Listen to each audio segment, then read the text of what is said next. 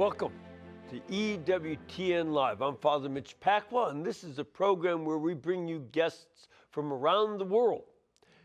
Tonight, we will speak with a Canadian psychotherapist and discuss how the unity of the Catholic faith and the science of psychotherapy can help people find answers to important questions and come to important resolutions in their lives of tensions and problems they have.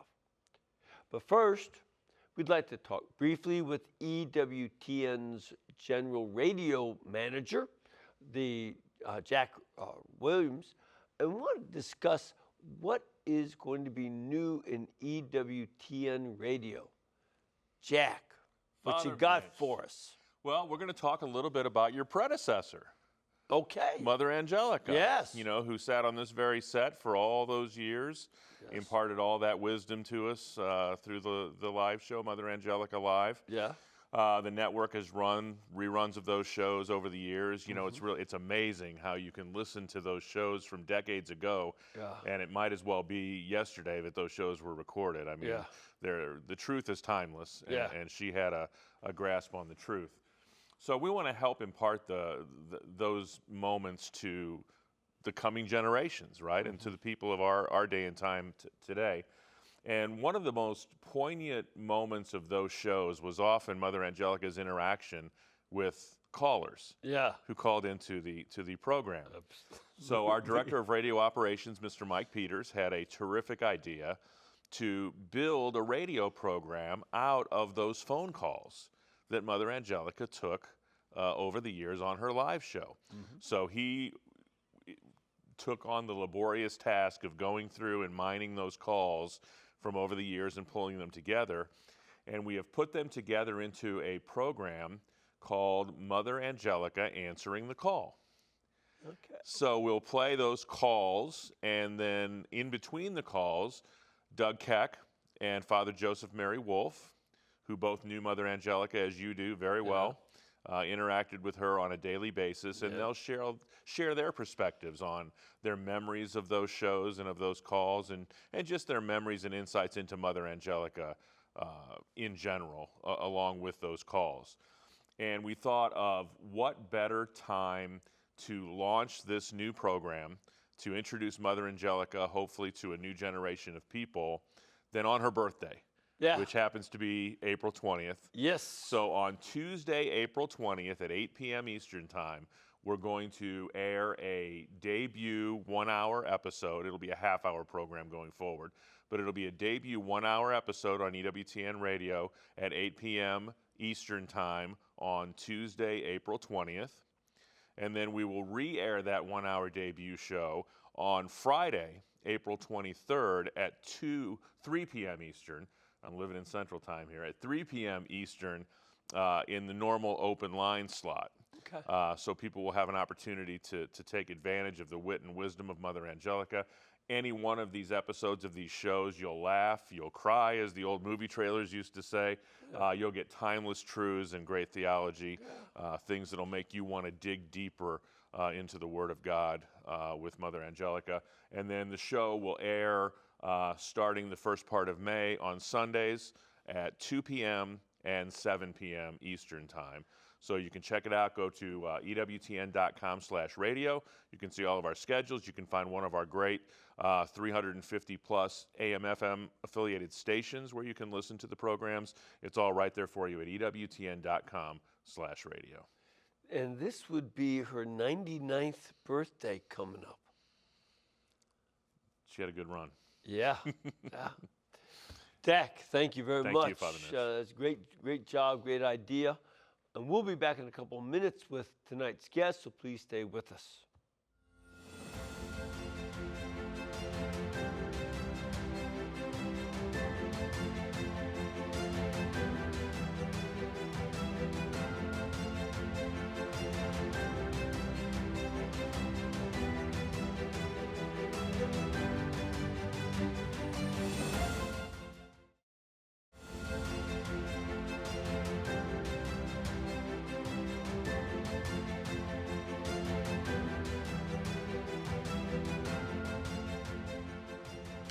Welcome back. We have a guest tonight who is an educator, a psychotherapist, a husband, and a father to 9 daughters. And he's here to discuss the uniting of the Catholic faith with science and the practice of psychotherapy, as well as some of the challenges that are currently presenting themselves in his home country, our northern neighbor, Canada. So please welcome Mr. Wayne Ottenbreit. How are you? I'm doing great. Thank you very much, Father. 9 daughters. 9. How many bathrooms do you have in that house? Not enough is one way to answer that question. I'm sure not. I'm sure not. No. Oh, But God we bless you. adapt. How old's the oldest? Our oldest is 25 right now. Okay. All right. So, Yeah. so they're moving along. They are. Yeah, they grow. Time passes. That's cool. Well, it's wonderful. Yeah. Thank you. Yeah. Yeah, it was a wonderful part of our life.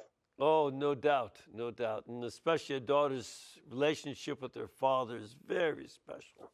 Very special. Yeah, it is. And I'd like to talk to you a little bit about our Catholic faith and psychotherapy. And maybe one place to start is, what is psychotherapy? And especially to think about, why would somebody want to seek psychotherapy? What would be a good scenario in which a person ought to seek psychotherapy? Good. That's a great question, Father. I think very much it's affected by your perception of what psychotherapy is. So I can give, basically an objective answer. Psychotherapy is the process of working with clients or a client, helping them understand psychology, these things that we've learned over time about how we tend to think, how we tend to emote, how we tend to relate. So that's kind of what we could call psychotherapy.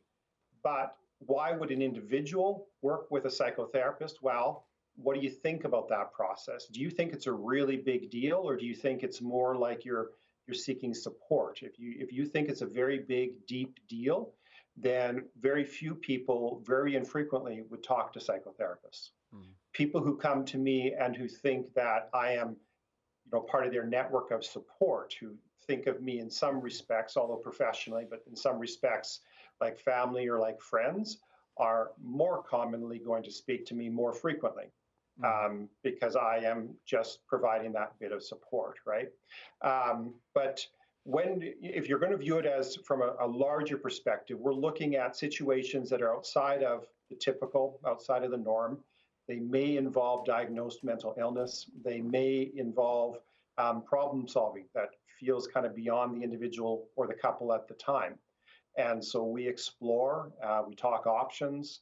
One of the things that I'm really big on is helping individuals to see their responsibility for their lives and the opportunities that are before them. So those are some of the things that I would respond to that. But as I say, a lot of it really has to do with the individual's perspective. And this is an important issue, because there are therapies that were proposed in the past based on schools of thought. Philosophy had a big impact on the way some therapists developed. So somebody like B.F. Skinner would say, well, you cannot help people be responsible because there's no such thing as free will. This was not something he proved or disproved by any science, but it was an assertion from his philosophy. And it affected the way he did therapy as well. Mm-hmm. So philosophy is, very much embedded in, I think, how everyone does everything in life. Yeah. Lots of times we're not very reflective on it. Even professionally, we're not very reflective of it. And I don't know that given what I think of as a great weakness in philosophical understanding, in 2021, I'm not sure how many of my colleagues would really be able to trace back much of their thinking to a particular or a group of philosophers. But yeah, there are assumptions that we make. So the assumptions that there is free will, well, that's obviously very, very important to how I work. Sure. If I was a behaviorist, a very strict behaviorist, then what do I do about that? I can't talk to somebody as having choice. What I can talk about is using behaviors that reward and punish and encourage growth towards a goal that also presupposes some type of free will in that I'm implementing something, even if I don't think my client has free will. So there's consequences to all kinds of philosophical thought. Exactly. And so obviously we're going to see that in psychotherapy. Yeah, I think the old movie Clockwork Orange was Stanley Kubrick standing against that behaviorist philosophy that you just control people's behavior in therapy and give them positive reinforcement and negative reinforcement, and then you'll change. And he's saying, nope, there's an element of freedom that, no, in that case, it was to do a lot of very bad. But, and again, that's a philosophical issue. So very much. One of the things that you do is Catholic perspective on psychotherapy.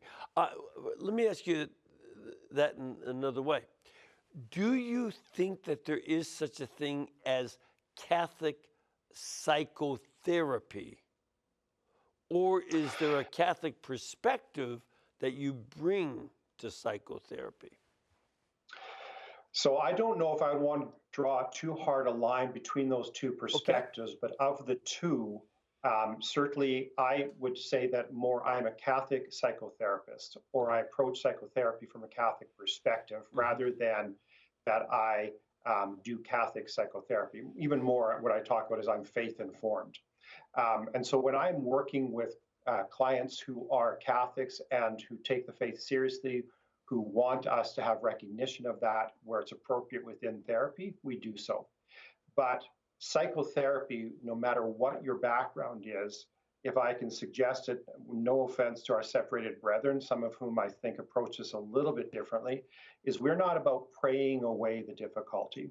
Prayer, obviously, prayer is a great thing, but it is not my place to have clients pay me to pray with and for them as therapy. Certainly I can pray for clients. But what I'm doing with them is I'm trying to help what I understand from my training and my experience applies to their particular circumstance. And I would argue that, if I can do a little bit of an advertisement here, I would argue that Catholic psychotherapists are better psychotherapists all around, not simply for Catholic clients. I think that has to do with us having a better understanding both of authentic human freedom as well as the great good in the human person. And so we want to offer as much autonomy to our clients as we possibly can, but we're also trying to really underscore the therapeutic goal of beneficence. We want to do good. And not all goals are good goals. Not all goals serve our clients well.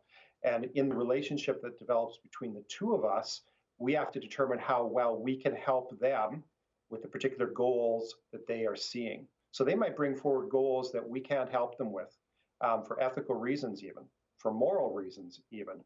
But we are working through that process together to serve them the best way that we know how. In that case, say somebody has an immoral goal. Would you work to dissuade them from that goal? Would you consider that part of what you suggest to them? So the way I would phrase it is I would explore with them. So I've often worked with clients, it's just developed over time that I've worked with clients who experience same-sex attraction. It's not a particular area of my practice, but it's an area that I feel competent in, and that sometimes people from a Catholic background will seek me out. For them, it is unwanted. I have rarely had someone present with same sex attraction who did not find it unwanted, although I've had some experience of that. In that case, I was working with an adult whose mom was paying for therapy. But because he's an adult, he is the identified patient and he directs what takes place for therapy. He needed nothing from me that I considered immoral. But the reason, the goal that mom wanted for him was to examine what he was doing in terms of living out of his sexuality. He was not interested in that. So I explored with him, what would you like to talk about? How would you like to use this time? And so we spent some time talking about anxiety because he had some experience of anxiety. But there was no way that at that point in his journey, that point in his life, that he wanted to do anything about his same sex attraction. There was nothing more for me to do. And so we had one session and we moved on. Yeah, because that's another element of therapy. There's a limit to what you can choose to explore with somebody. If they Very are much. unwilling, you can't force them. Again, that was part of the point in Kubrick's movie, that there was an attempt to force a criminal to go through therapy, and then he ultimately totally rebelled against it. You cannot force this upon somebody. It's, you know, and that brings out the Catholic side too, that there is this role of free will, and there's also the role of the intellect, that you're not only dealing with emotions, or as, say, in the case of some of the classical Freudians, you're not merely dealing with sexual urges and reducing everything to sex. That was one of the risks of Freudianism. It seemed that it reduced everything to sexuality in some way or other. Yes. And that's not a Catholic perspective. Catholicism would include issues of sexuality of all kinds, and not just same-sex attraction, just various tensions that people might have, but they also, you include the rational aspects of a person and their free will, which go inherently together. Would that be correct? Absolutely. Reductionism is one of those temptations that I think we're tempted to in all kinds of areas of life as well. But for us as psychotherapists, it is much easier for us to manage small pieces. And so I would hope that my colleagues work against reducing individuals to anything in particular. Even if we are being presented with a particular issue, sexual compulsivity, for instance, of whatever form, that's our primary focus. But the person in front of us is not merely a sexual machine. And so we are trying to work with this individual in wholeness, drawing on the strengths that exist outside of the area of struggle as well, is I think one of the things. That there's so much depth and so much richness to what we can do in therapy. I love the idea of individuals being able to encounter one another and seek goodness, to really help people kind of move towards their goals and have better functioning, feel more, I think, real authentic happiness in this life.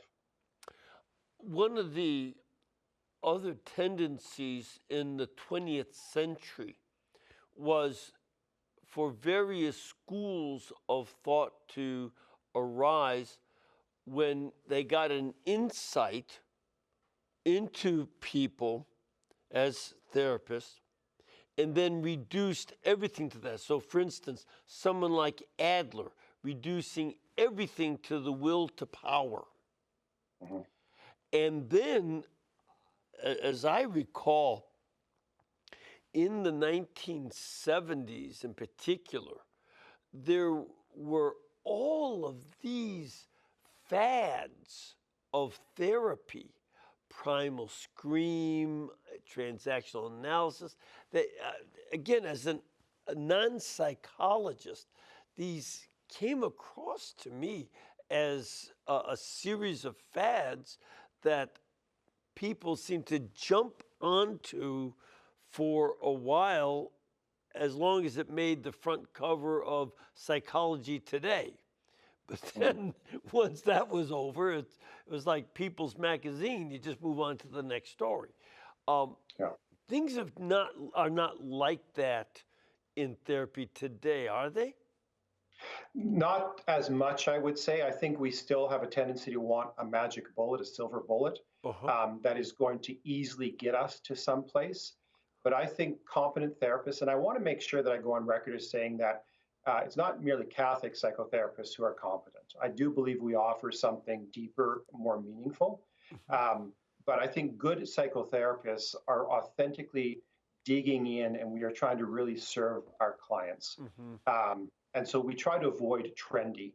I mean, if something comes along, it's got a new perspective, I think it's oftentimes going to be worth us looking at, seeing if it's going to be worthwhile. But to invest everything in getting our clients to scream or to drum or to whatever, that is not going to solve the complexity of the human heart, right? It might be helpful, but it's not going to be a solution. Right, right. And at times, taken out of context and sometimes used by less than competent non-professionals, it can be highly risky, if not dangerous. I remember back in the what I like to call the masculinist approach. They had the feminists, we also had the masculinists doing drumming and other things. One, I was, counseling somebody who had been in a group where one of the members committed suicide, because the leader was just not competent to recognize a lot of things. So you want to get well-trained psychotherapists who have what I like to call down here in Alabama, good walking around sense. You know what you're doing. You're not being, off on tangents. And I would suggest, Father, I would add to that, I'm a man of a certain age, and I think life experience is helpful as well. The ability to reflect on one's own experience, to be able to look at what we learn in our professional interactions and our personal interactions really also does inform my practice. Sure. And so, I mean, I've got 9 daughters. I am not by nature a highly emotional man. But with 9 daughters, I've had more estrogen in the house than I thought I would have perhaps at earlier stages of my life. It's made me a better person. Yeah. I understand emotion better. I think I undervalued it more before. I still struggle to understand it properly, accurately, but I understand it better now. I see more meaning to it now. And that is a process for me, at least of some age. So there's a number of contributing factors that I think help build a good psychotherapist, if I can claim to be on the way towards being such. And given that, psychology is not quite so ideological as it once had been, and that the various fads seem to have receded into the background, and that there's a lot more sensible and experience-based therapy. What does your Catholicism bring to the psychotherapy? So again, one of the biggest things I think it does for me is it helps me really see this other person as of inestimable value. And I know we can say, Rogers talked about it, a lot of the humanistic philosophers or psychotherapists talked about it as well. And by Rogers, you mean Carl Rogers? Yes, Carl. Yes. Carl Rogers, and Erik Erikson, and so on. These people talked about authentic encounter with the other. And I think they were sincere, but it is different to encounter someone that you believe is an eternal someone. Mhm. And I certainly want temporal goodness for these people. But my concern and care for them goes also beyond that. Not so much that I'm going to supernaturalize them and say, suffer now because things will be good later, but because you have a far greater value than merely the right now. And so I really believe that that motivation is extremely important. We also talked before about philosophy and perspective and worldview. I've been reflecting about the idea that one of the things that happens in therapy is we're looking at, I think, an increase in at least one, but probably all three of skills, knowledge, and attitudes. Mhm. And while skills and knowledge are useful, they're relatively easy to give to somebody, but they don't give a whole lot of punch. Mhm. Attitude is very difficult to give, to help, to grow, to change, to modify, but it is extremely powerful.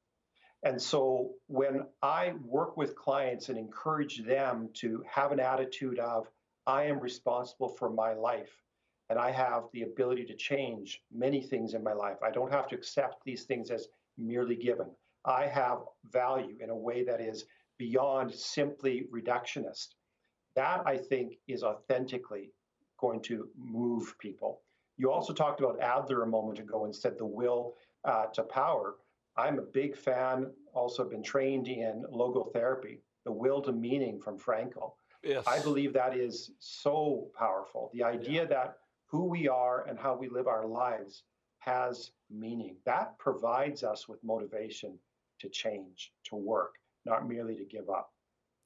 On many of my programs, I have strongly urged people to read some of the literature by Viktor Frankl.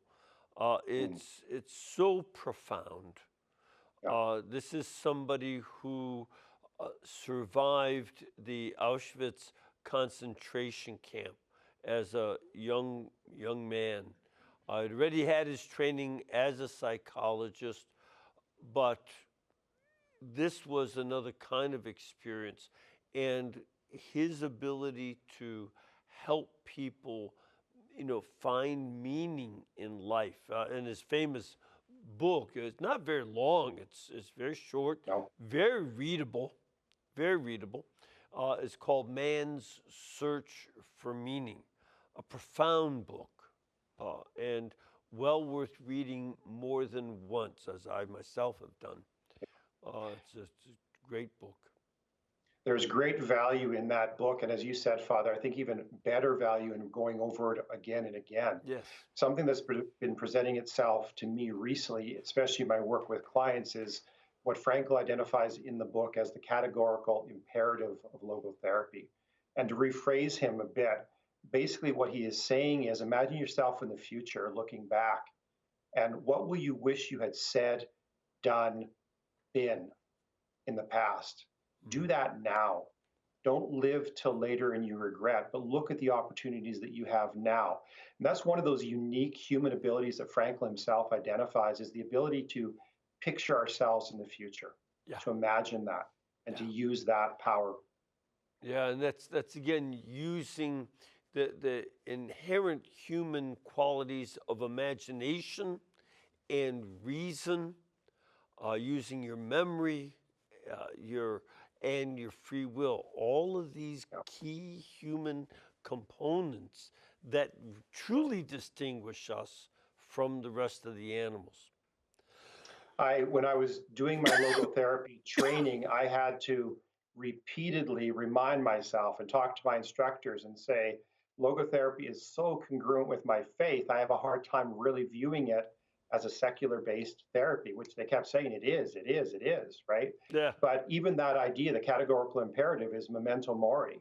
yeah, It is to place ourselves at the moment of death and look back, yeah, right? This life, I exactly. think, is very worthwhile. It is a wonderful gift, Yeah, but it is a stepping stone. exactly. And we want to live it well, not just in and for itself, which there is value to, but because it is something else as well. Yeah, I think it's not a bad idea to remember that we'll be dead a lot longer than we were ever alive. Yeah. Ask Alexander the Great. All right, we'll take a little bit of a break. We'll come back in a couple of minutes and continue this important discussion. So please stay with us.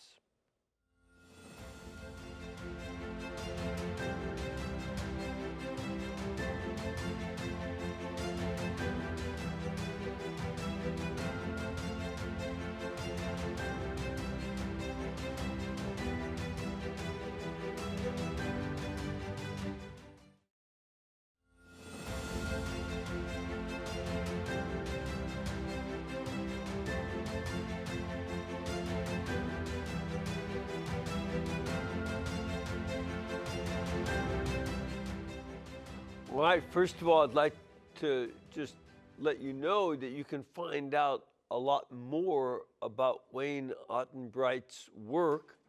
There's a website called vivens.org. It's vivens.org.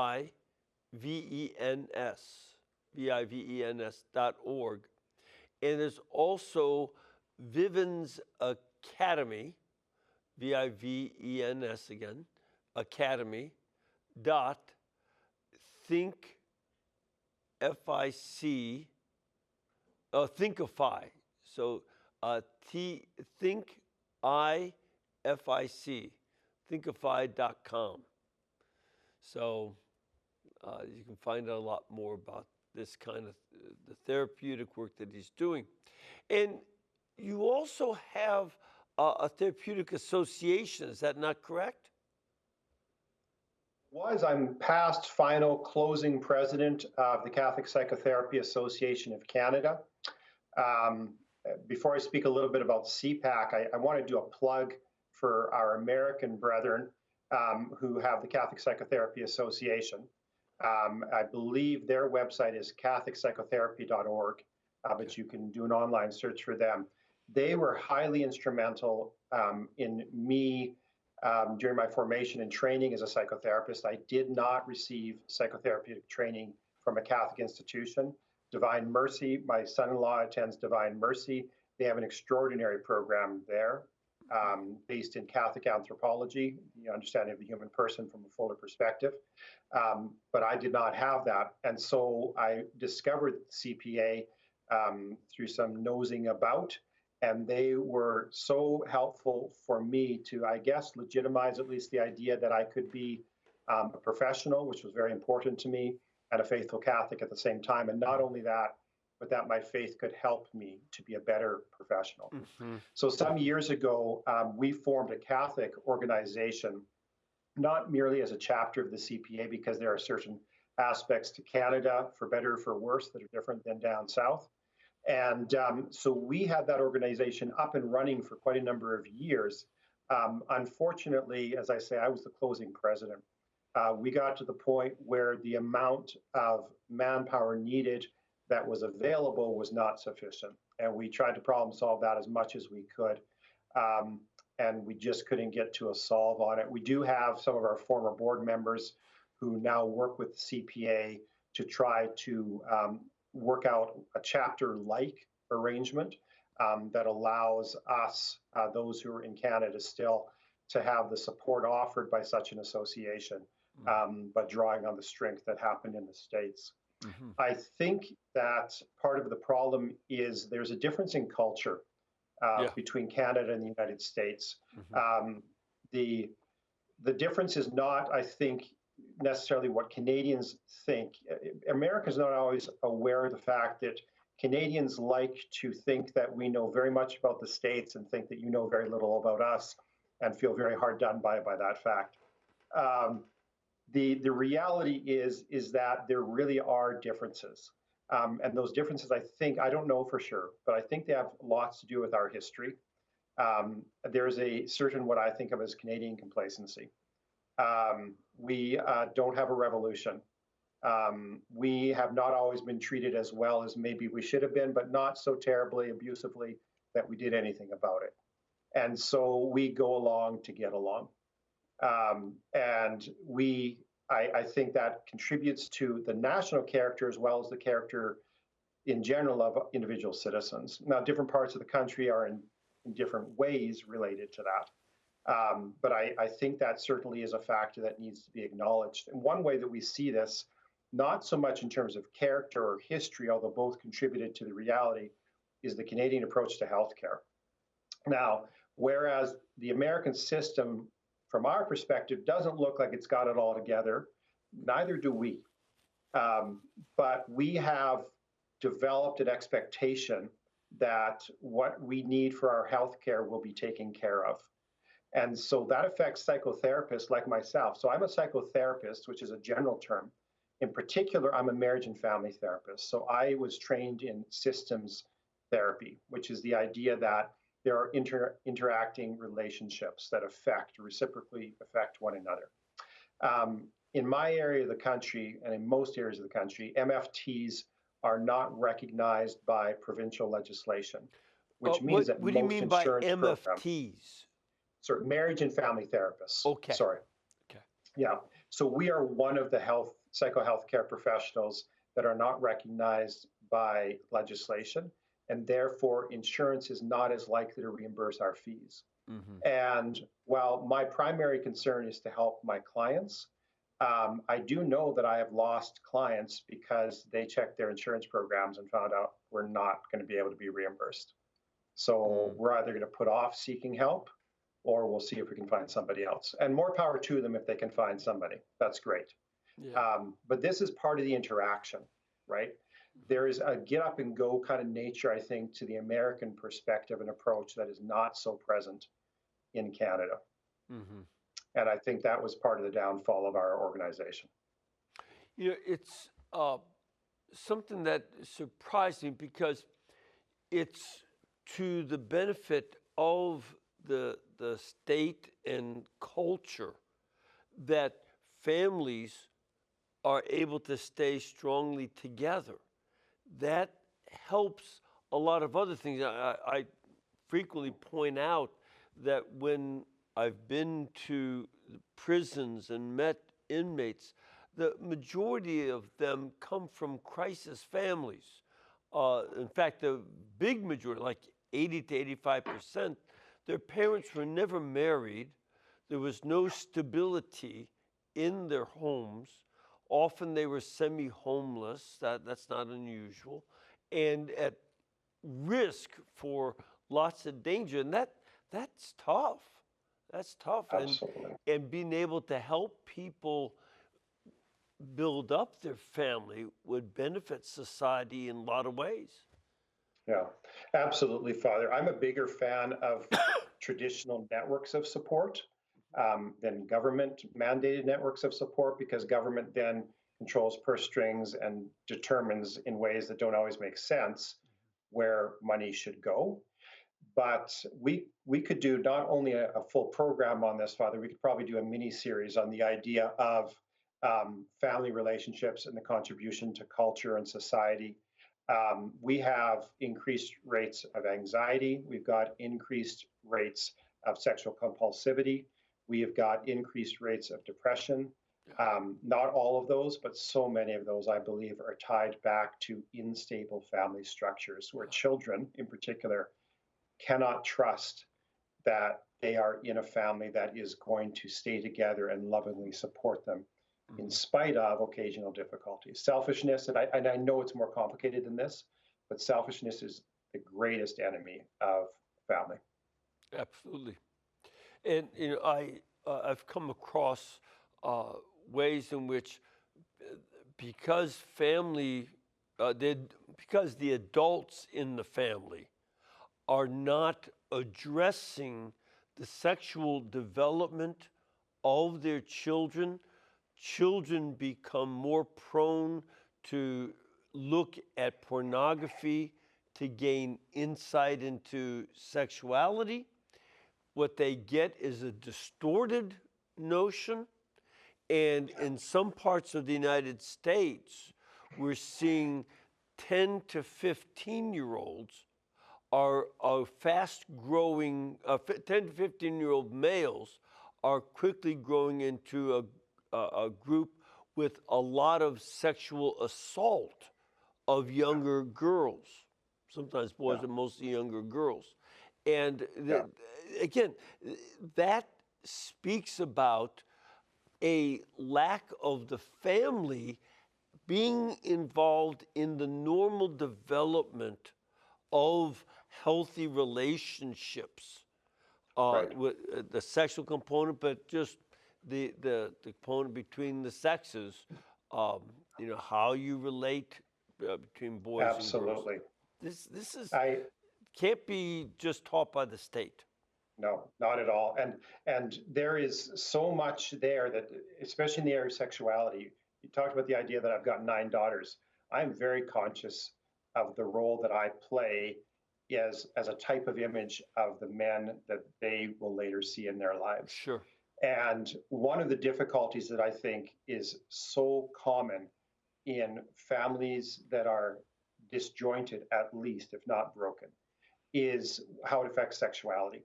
Yep. Because they get such twisted and strange messages, including that they start to sublimate a message that sexuality itself is dirty and bad.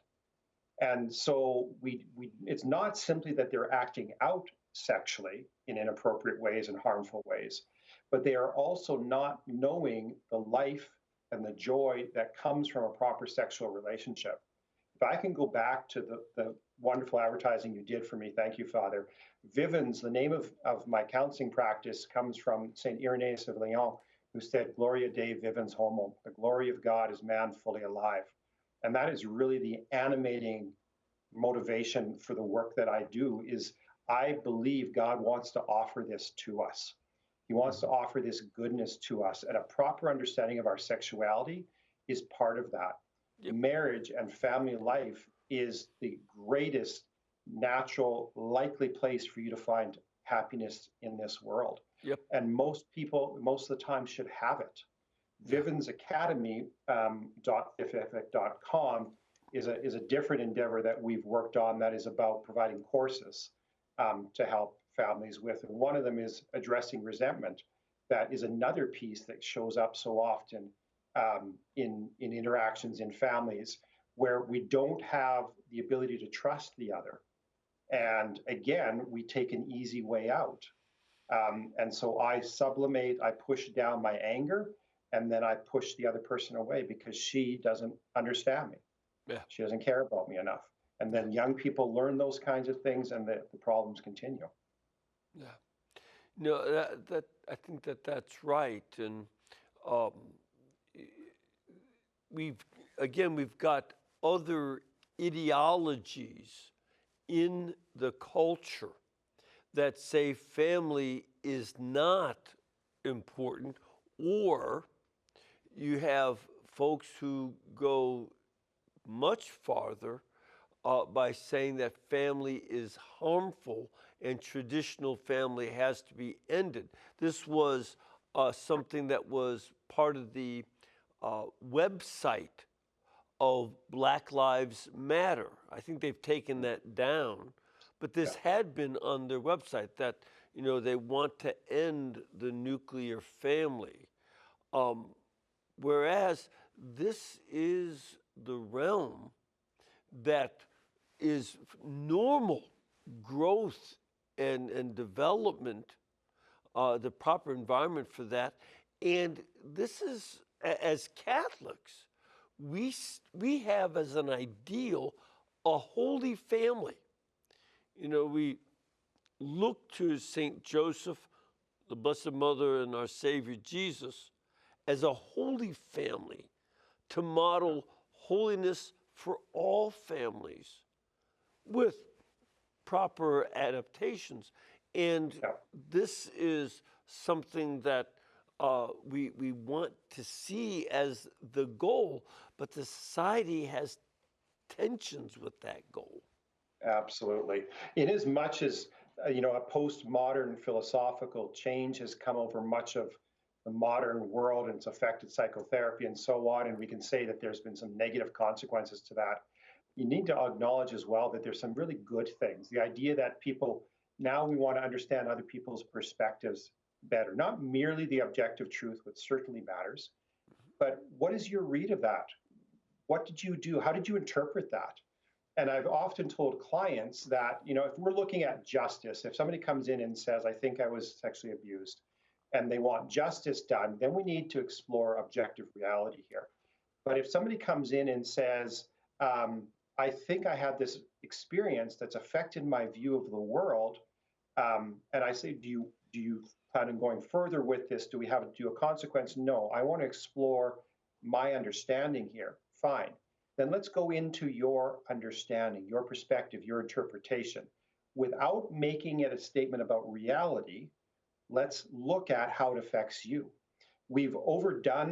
Traditionally, we've overdone some stereotypes.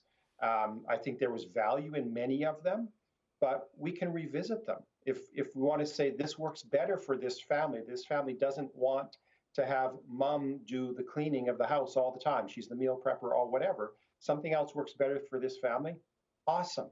That's great. Yeah. Let's look at that. So when BLM says destroy the nuclear family, that's not the idea. The idea is change it up so it serves better. And that's still within the realm of what we believe family is. Sure. Right? So do that. Be creative about that. This is part of the problem, I think, is people not wanting to dig in and do harder work. This is Band-Aid solution, right? And it's going to come back and hurt us. I was just speaking to a young couple, an engaged couple, and I suggested to them that marriage is somewhat like a kaleidoscope. As time turns, there'll be rearrangements of the inner pieces, that the way one member of the family does things for the other members, that will vary as time and new alignments of comfort about different tasks will align themselves. That's part of it. And you learn to adapt to that rather than say, this is one size fits all. That's not correct. No. I love the term co-creating and reinventing relationships. I do believe that there are some things that there needs to be love, there needs to be respect. There are some things that are the very nature of these relationships that need to be present. But the idea that what we did last month or last year or yesterday is the way we always have to do things does not make sense. We change that up, and we need to be free, and we need to be able to be responsibly involved intentionally in doing what works, right? And, we just got over Holy Week, and I spent quite a few hours in the confessional this past week. And one of the things I remember reading in Carl Gustav Jung's autobiography, or somewhat autobiographical work, it was not fully honest piece. He admitted a lot of problems, but he talked about how 2% of his clients were practicing Catholics, because what he did, they took care of in confession. What is the role between sacramental confession and therapy? Because in confession, I'm not doing therapy. People sometimes bring up issues, but it's not therapy, and you're not hearing confessions. Right. How do these things work together in Catholic therapy? So I can't speak to the full nature of the sacramentality of that. It's a mystery. And I really believe in the objective reality of that. But in terms of the psychology, it would seem that there's a couple things happening there. One is you are in a place where you know you are accepted, that I can say and I will be accepted as I am. The other thing that I think is so valuable too is I have permission to start over. It is done. The past is done. And I've been washed as clean as snow. And I think there is so much value and worth in that as well. Yeah, I think that there's certain certainly that's the case. And again, as a confessor, I'm not there to help somebody with Tourette's syndrome and exercise that. Right? That's a therapeutic issue. I cannot deal with a number of bipolar issues. I have no clue about that. I'm there to deal with resolution through forgiveness of sins. Well, it seems that you have to, as a therapist, have to deal with some of the other issues that may involve therapies that are sometimes medicinal, sometimes through speech, and oftentimes enough a combination. Yeah. That's Yeah, very much. Yeah, that's part. And so but I know that I complement what goes on in therapy and vice versa. This is something that it's not mutually opposed. Not at all. Someone like Freud hoped that therapy would bring an end to the church. This is not realistic, and that's sort of why we've seen something of an end of Freudian therapy. It wasn't realistic enough. No. I mean, truth has one author, as St. John Paul II wrote in Fides et Ratio. Yep.